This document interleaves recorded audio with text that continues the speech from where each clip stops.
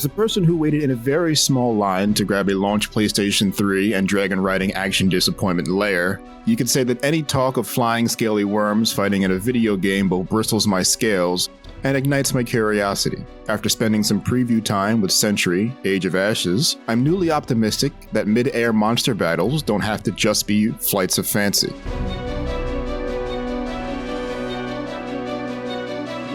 Century is a third-person multiplayer shooter that feels more akin to Ace Combat than Panzer Dragoon at first. Teams of 3 or 6 riders take to the skies to burn and blast their enemies to secure kills and objectives across a handful of maps and play modes. Before I did any of that though, I had to take a pass through the tutorial mode, which does a great job at teaching you the many technical aspects of flight, as well as offensive and defensive maneuvers to dominate your airspace with. I initially learned the controls on my keyboard, but soon switched to an Xbox controller with zero downtime needed to readjust to the new layout. Skip the tutorial at your own peril though.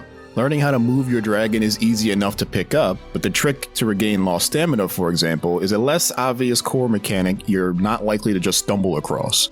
The tutorial also gives you lots of opportunities to learn how to throw fire at opponents, both in ball and faucet form.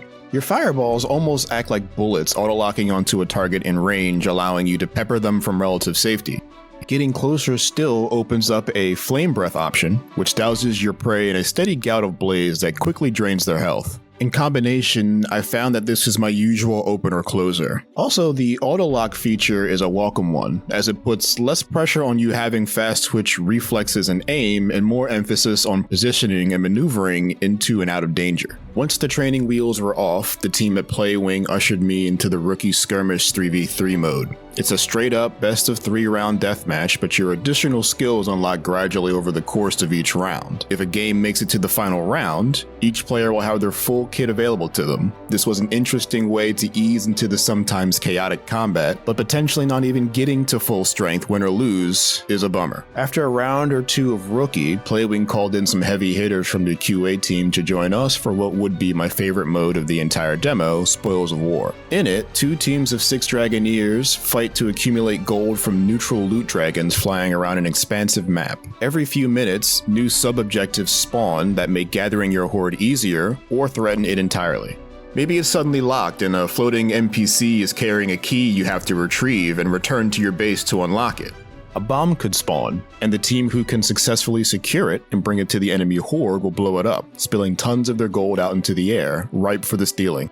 These kept the game tense during the entire length of the round, and was where player skill, map awareness, and team balance all coalesced into a tactical and rewarding experience that stands out among the free-to-play shooter offerings available these days. If you've been burned by Dragon Combat in the past, or just looking for a new, outside-the-box multiplayer shooter to fire up your winter, Century Age of Ashes might be worth taking a Scalebound spin. Its narrow offerings in terms of classes and abilities may make teams look pretty similar over time, but its stellar Spoils of War adds enough frantic objective chasing that will surely keep the interest of adventurous action game fans looking for a new challenge.